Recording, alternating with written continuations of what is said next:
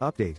My mother-in-law stormed into my delivery room and shouted, "That baby's last name will be mine, not yours." I laughed until the nurse whispered that she had already tried to change it in the system. My husband's next words left her screaming. Part 2. Away from my grandchild, Daniel cursed under his breath. Was it real? Had she actually gotten a lawyer involved? I grabbed my phone and called the police. She kept screaming, kept pounding on the door. "You're stealing my granddaughter. I'll take you to court." This isn't over. It felt like an eternity before the police arrived. They told her to leave, she refused. They told her again, she screamed, and then they arrested her.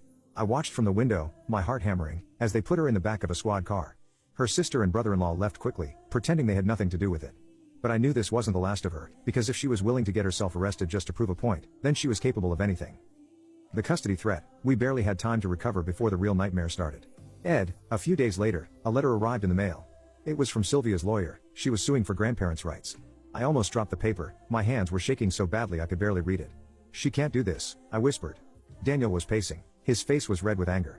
"She thinks she can? She's insane." For those who don't know, in some states, grandparents can actually sue for visitation rights if they believe they have a strong enough bond with a child. It's usually meant for cases where a grandparent was deeply involved in raising a child and then got cut off unfairly. But our baby was a newborn. She had never spent time with Sylvia. She had no case, right? That's what we thought until we read the next part of the letter. Sylvia wasn't just demanding visitation, she was claiming Daniel was mentally unfit to make decisions for our child. And if that argument worked, she could try to take full custody. I couldn't breathe, my vision blurred. This wasn't just a crazy grandma throwing a tantrum, this was war. And if she wanted a war, she was about to get one. Sylvia suing us for grandparents' rights was shocking enough, but claiming Daniel was mentally unfit to make decisions for our child, that wasn't just a legal move, that was a declaration of war. I sat on the couch, rereading the letter, my hands shaking. "She's out of her damn mind," Daniel muttered, pacing back and forth. I could barely speak. The audacity, the evil, who does this to their own son? I wasn't naive, I knew she was controlling, but I never thought she'd stoop this low. Daniel grabbed his phone. "I'm calling a lawyer, we are shutting this down now." But the moment he called, we learned something that made my stomach drop even further. Sylvia had already filed a report with Child Protective Services.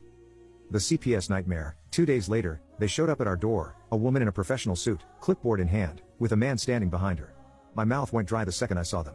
"We're here following up on a report of neglect and unfit parenting," the woman said, her voice calm, but I could tell she was analyzing everything. Our house, our reactions, the sleeping baby and her bassinet nearby. I forced myself to take a breath. "Come in," I said, my voice barely above a whisper.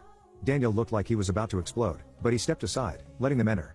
The questions started right away. "Have you ever left the baby unattended? Are there any drugs or alcohol in the home? Does the father have a history of mental illness or instability?" It hit me like a brick wall. Sylvia had set this up. She was trying to frame Daniel as unstable. The CPS worker continued, flipping through her notes. "We received an anonymous report that the father has violent outbursts and that the baby may be at risk in his care." I felt sick.